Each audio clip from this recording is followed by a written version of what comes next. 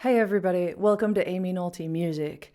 When I first started learning to play jazz, I was kind of on my own.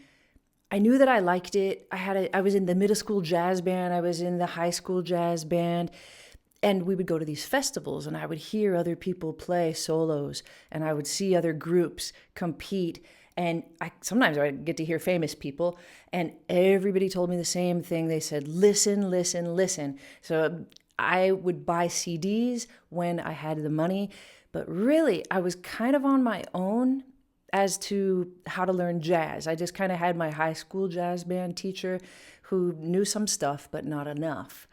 That rhymed. And I was classically trained on the piano. I also knew how to play very simple chords because my grandpa taught me when I was small.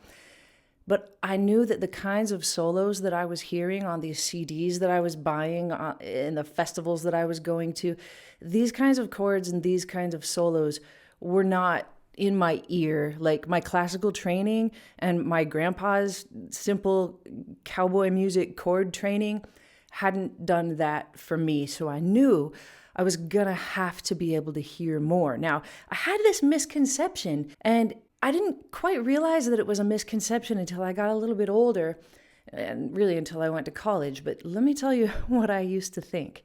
I used to think that all these solos I was hearing, like I bought a Chick Corea CD, I had a Charlie Parker CD, I had Yellow Jackets CDs. It was the 90s.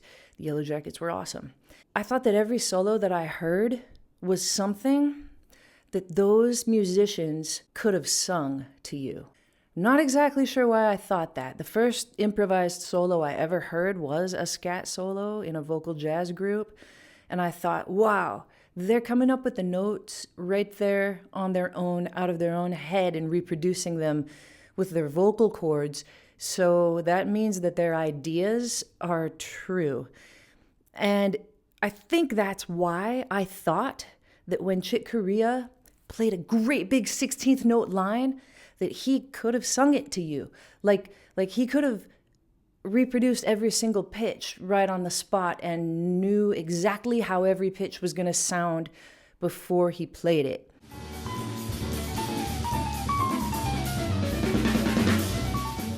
Now, on some level, that's true. On some level, Chick Corea did know how every pitch was going to sound before he played it, because he studied a long time and he had very good ears. He was a great musician, and he probably could sing a lot of what he played, actually. But it took me some time to realize that for those very fast McCoy Tyner like chordal, like pentatonic runs that are out of the scale, out of the key,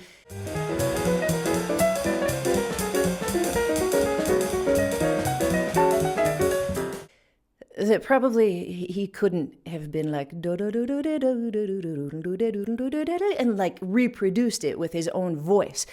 But I thought that he probably could. When I was in high school, that's what I thought. And so that's how I practiced. That's how I listened, and that's what I was going for. It's how I came up with my point and sing method, where you've seen me sit at a piano and point to notes and see if I can hear how they're going to sound before I actually play them by singing them. Ooh, ooh, ooh, ooh, ooh, ooh.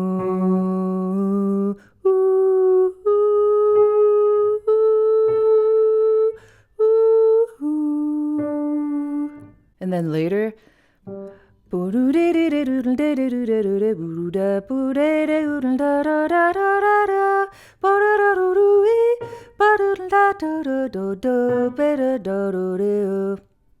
and also in those early days, something that I did was I would just play through a chord progression, because I was learning chord progressions like Maybe All the Things You Are, that were much more difficult than The Greatest Love of All by Whitney Houston, which I probably could play at the time. And that kind of a song was in my ear. Like I could play that song and know how my notes were going to sound before I played them.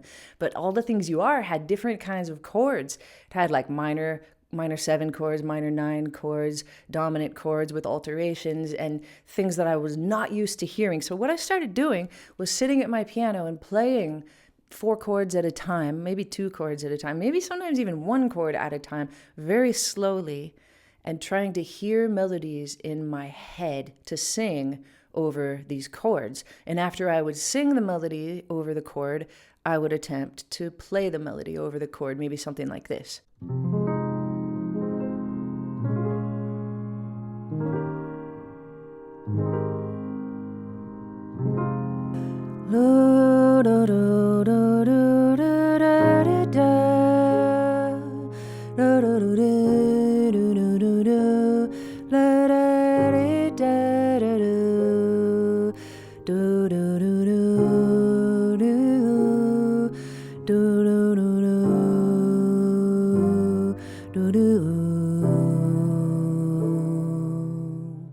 And I did it with every song. I also would sit and listen to Chick Corea play, and after every line, I would stop the CD and I would try to play that real quick with my hand and see how I did. And I also transcribed a lot because I knew that if these people had this advanced amount of ideas in their heads, one way for me to be able to get those ideas in my head would be to actually listen enough times that I could sing their solos and then play their solos, and then it would become some part of me. And somehow, maybe somebody told me to do that at some point, but I'm glad that I did do that before I got to college. But when I got to college, I was in for this rude awakening because I would walk through the practice halls, or I would be in a practice room myself and take a break and listen to the person next to me running their altered dominant scales in every key, playing different kinds of arpeggios, different kinds of pentatonic patterns, going outside the key, playing through the modes, all kinds of things that never occurred to me that I should practice. Because I was classically trained, I was familiar with all my major scales and I could play them quickly. I couldn't play you a blues scale quickly, let alone do it in every key. I couldn't play you any kind of diminished scale quickly, let alone do it in several keys.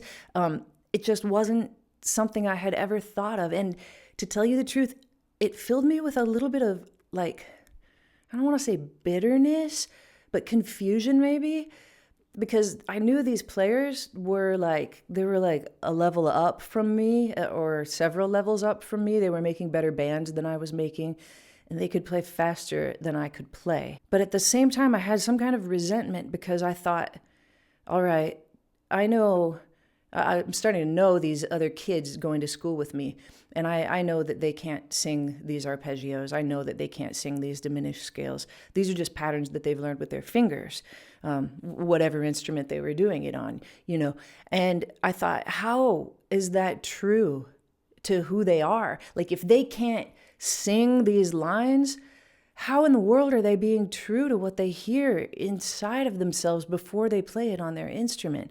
And for a long time, I didn't really understand that. So I decided that I needed to do what they were doing. I mean, as I've grown older, I've learned that jazz education is in large part learn what the chord is, learn the scale or the mode that goes over that chord, and play it. Improvise using the notes from that scale. Largely, that's what it is. And there's a big reason why I've made my channel what it is, also encouraging you to play from your heart. But I know that not everybody learns the same way. And I know that as I decided, first thing I decided, I'm going to learn all of the sharp 5, sharp 9 chords in every key, and in both inversions, 3rd on the bottom, 7 on the bottom. It's okay if you don't understand what that means. It was a hard thing for me.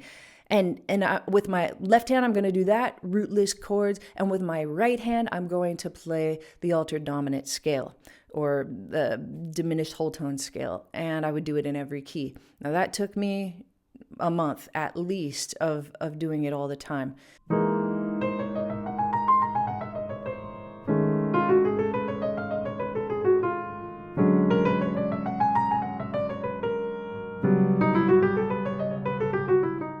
And now I can play those scales quickly. And sometimes when I'm playing a solo, I can play parts of the scale or all of the scale.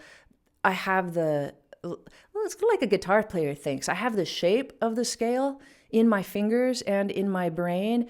And since I've played it so many times, this is the thing that I didn't see would happen, but it happened.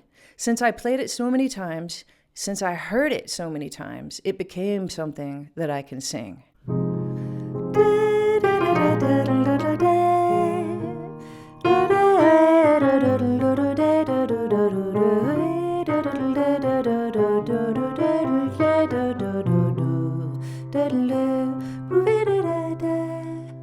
I didn't know that would happen. And I don't know if it was happening for all of my fellow students who were practicing scales and patterns and modes and arpeggios all the time, but I think it was. And that's why Chick Corea can play these long 16th note lines and be true to himself. Because not only because he's practiced the scales, he's practiced the chords, but he's practiced them so much that he knows how they sound. He can, at some level, a high level, of predicting what the sound is going to bring when he plays it. And he knows it the second before he does it. And he does it, and it leads him somewhere. And maybe having played a pattern that he's practiced or a scale that he's practiced will lead him to a beautiful melodic idea that he wouldn't have thought of otherwise. Because that's what started happening to me. All these melodic ideas that were so important to me in my own practicing and in my own soloing ran out. I didn't have any more, right? Like I could only come up with so many melodies that I thought were beautiful before it got boring. And I needed to learn new notes. I needed to learn new shapes, new sounds, new patterns, new vibes. Like I needed to have a different kind of vibe in order to grow. And it was just a journey for me, but I wanted you to know about it. And I wanted you to know that I think that even though I didn't start that way, if I could go back, I might do both. And as I added that to my playing, I was able to do things that my friends were doing, like play a little bit with a little bit more technique, a little bit quicker lines. But I'll tell you one thing, I don't play as fast as a lot of people play. And I think it's because I started the way that I started. I don't have the facility that a lot of people did. I actually never put the level of importance that maybe I should have on facility, on being able to play quickly. Because even as I've moved, through my 20s, 30s, 40s, it's still important to me to remain true to the things that I've heard and learned and are a part of me, and the things that I can sing before I play them. And for better or worse, that's who I am. Those are the kind of solos that I take, solos that truly do come from inside of me, and I'm proud of that. I'm proud to say that what I hear, I play. What I sing, I play. And of course, it's helped my scat singing as well. I think I am able to scat sing more like an instrumentalist because I am an instrumentalist. So I'm really glad that I have both parts of me that have been able to work together. But when I practice, I'm practicing patterns, I'm practicing scales to build what I can hear so that then I turn it around and it becomes organic. I hope that makes sense. I also know that it's not easy to think of organic ideas. I know that it's not easy to come up with ideas that are memorable, beautiful, and that you really feel like are original in the moment. I have created a class on the platform Nebula called Creating Motifs for Jazz Improvisation, meaningful motifs for jazz improvisation, where I actually give you practical ideas that I've come up with over the years. Like sometimes I'll be playing a line and I'll get stuck and I can't think of what to do next. And so one of my tricks is I'll say, all right, I'm going to do a skip. I'm going to skip high in the melody. And as soon as I land on the note, whatever note I decide to land on, I'm telling you, a new idea will come to me simply from thinking of playing a skip, putting my finger on a new note. I've got 13 ideas like that within the course of the Nebula class. And I take you through all of them and I give you examples. You can get this class if you sign up for Nebula. Nebula is a platform much like YouTube or Netflix, but the content on Nebula is more thoughtful.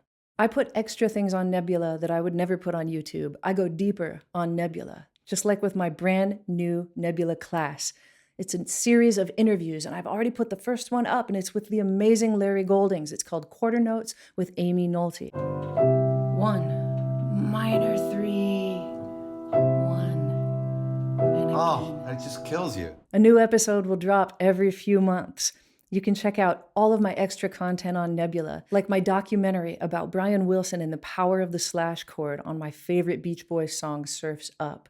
You can also see extended cuts of videos, and in some cases, get access to PDFs that I create just for videos on Nebula that you'll never be able to get on YouTube. Also, Nebula has 0 ads ever, and you get the whole thing for $30 for the entire year. For an hour-long course from anywhere else on the internet, you'd probably pay $100, but I've got 5. You'll also see other creators that you know and love, music creators like Adam Neely, 12-Tone Music, Polyphonic, Mary Spender. I hope you've enjoyed learning about my little journey, the misconception that I had, how it made me who I am, and how it might not be for everybody.